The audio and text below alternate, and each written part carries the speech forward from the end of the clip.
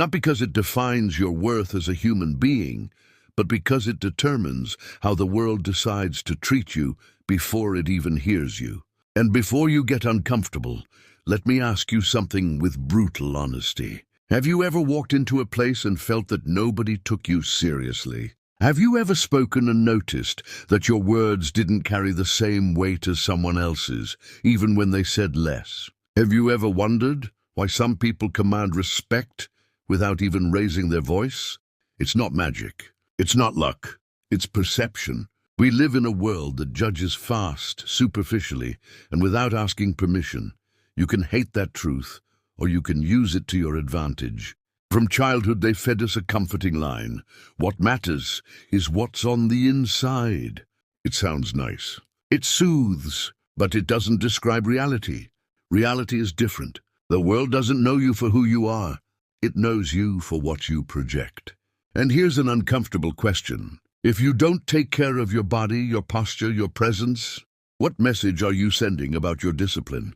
About your order? About the respect you have for yourself? Marcus Aurelius spoke of living in accordance with nature, but he also spoke of not living in neglect. The Stoic does not abandon himself, not because he wants to please others, but because he understands that external disorder reflects internal disorder.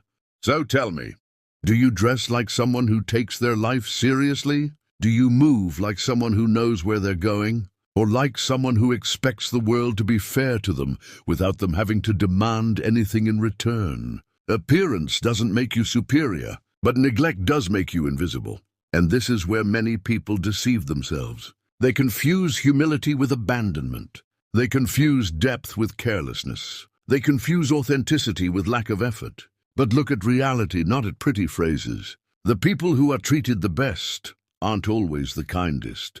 They're the ones who impose presence. And no, I'm not just talking about beauty. I'm talking about posture, about cleanliness, about order, about coherence between what you say and what you show. Now ask yourself something even harder. How many opportunities have you lost because you weren't ready when they arrived? How many times were you judged before you could even explain yourself? And of those times, how many were the world's fault, and how many were your own neglect? Human psychology is clear. First impressions don't ask for permission. They act, they decide, and then they justify. You can fight against this your whole life, or you can accept it intelligently. The Stoic doesn't complain about how the world works. He understands it and acts accordingly. So tell me,